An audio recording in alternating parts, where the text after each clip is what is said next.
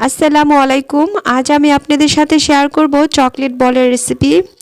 অনেকের কাছে এই চকলেট বলগুলো মোল্ড আউট করার সময় ভেঙে যায়। তো আজকে যে টিপসগুলো আপনাদের সাথে শেয়ার করব, এই টিপসগুলো ফলো করলে ইনশাল্লাহ আপনাদের চকলেট বল মোল্ড আউট করার সময় আর কখনোই ভেঙে যাবে না। আজকের ভিডিওতে আপনারা জানতে পারবেন কেন মোল্ড আউট করার সময় চকলেটগুলো ভেঙে যায়, আর সঠিকভাবে মোল্ড আউট করার পদ্ধতি, কতটুকু চকলেট দিয়ে কয়টি বল তৈরি করতে পারবেন, সব কিছু আপনারা জানতে পারবেন।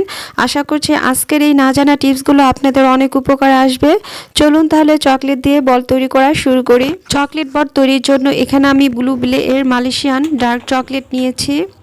এই চকলেটগুলো 1 কেজি দাম হচ্ছে 650 টাকা, আর হাফ কেজি চকলেটের দাম হচ্ছে 360 টাকা। এখানে 200 গ্রাম আমি চকলেট নিয়েছি। তো আপনারা আপনাদের পছন্দ মতো যে কোনো চকলেট দিয়ে এই বলগুলো তৈরি করে নিতে পারবেন, কোনো সমস্যা নেই। এই চকলেটগুলো গ্রেটার মেশিন দিয়েও আপনারা গ্রেট করে নিতে পারবেন। আমি ছুরি দিয়ে চকলেটগুলো কেটে নিচ্ছি, আর ছুরি দিয়ে কাটতে না পারলে আপনারা এই চকলেটগুলো বটি দিয়েও কেটে নিতে পারবেন। চকলেটগুলো এভাবে কেটে নিচ্ছি, আর চুলায় পানি ফুটতে দিয়েছি।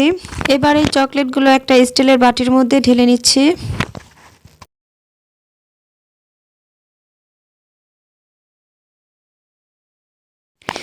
এবার যে পাতিলে গরম পানি করেছি, সে পাতিলের উপরে চকলেটের বাটিটা রেখে চকলেটগুলো গুলিয়ে নিচ্ছি।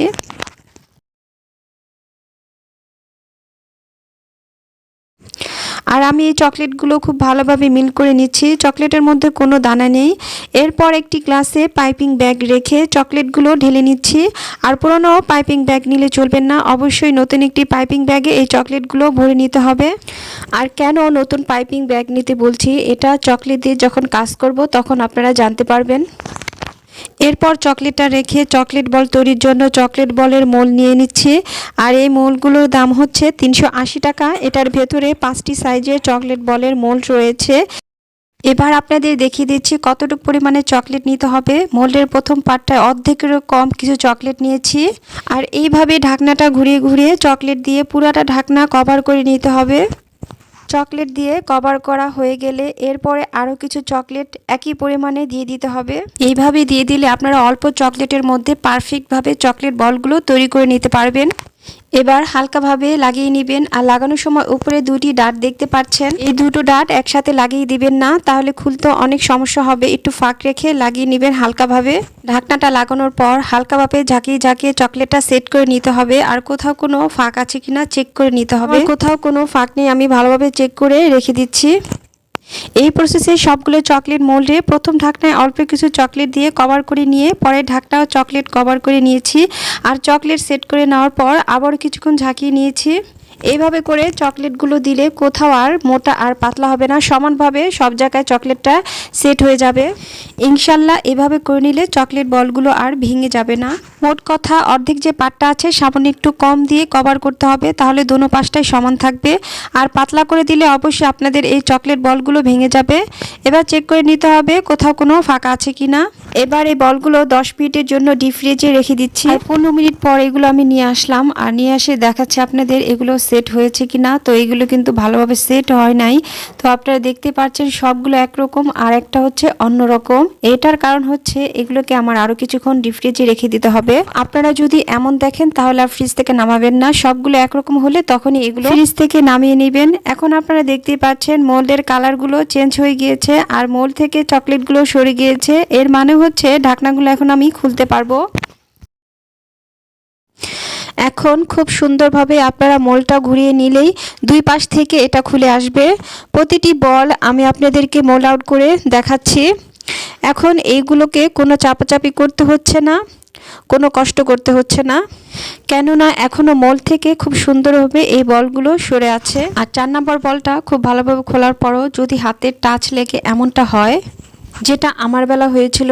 আর এটার সমাধান হচ্ছে আমরা যে পাইপিং ব্যাগে চকলেট মিল করে রেখেছিলাম, সেই পাইপিং ব্যাগটাকে ফুটন্ত গরম পানিতে আবারও ডুবিয়ে কেচের উল্টো পাশ দিয়ে এভাবে ঘষে ঘষে চকলেটটা মিল করে নিতে হবে। কাজটা করার জন্য অবশ্যই নতুন পাইপিং ব্যাগে চকলেটটা মিল করে নিতে হবে, আর পুরনো পাইপিং ব্যাগে নিলে ব্যাগটা ফেটে যেতে পারে।